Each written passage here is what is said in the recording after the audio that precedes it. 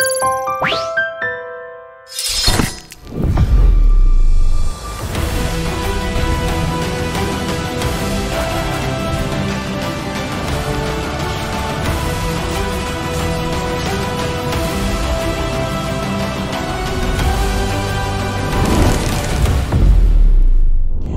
আছো তোমরা? আশা করি সুস্থ আছো, ভালো আছো।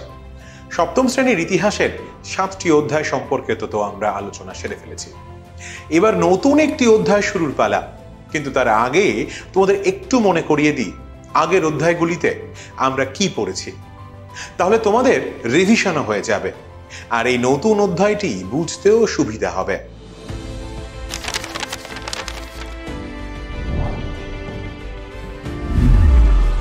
ইতিহাসের ধারণা দিয়ে শুরু করেছিলাম আমরা সপ্তম শ্রেণীর ইতিহাস ক্লাস। এরপর আমরা খ্রিস্টীয় সপ্তম থেকে দ্বাদশ শতক পর্যন্ত ভারতের রাজনৈতিক, সামাজিক, অর্থনৈতিক ও সাংস্কৃতিক দিকটি নিয়ে আলোচনা করেছি। এই সময়ের পরবর্তীকালে অর্থাৎ ত্রয়োদশ শতক থেকে বৈদেশিক আক্রমণের দ্বারা ভারতে প্রতিষ্ঠিত সুলতানি আর মুঘল সাম্রাজ্যের ইতিহাস জেনেছি।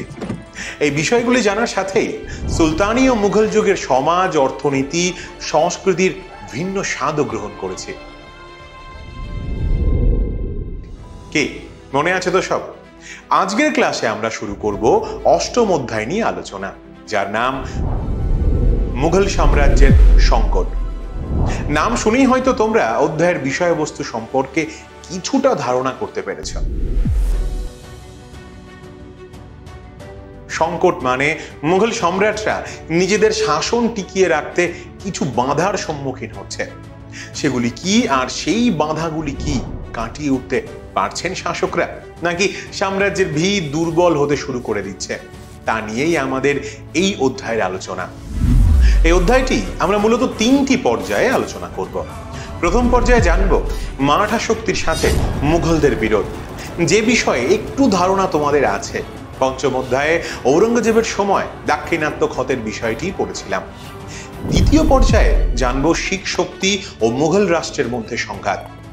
আর অধ্যায়ের একদম শেষ পর্যায়ে আলোচনা করব জায়গিরদারি ও মনসবদারি ব্যবস্থার সংকট সম্পর্কে।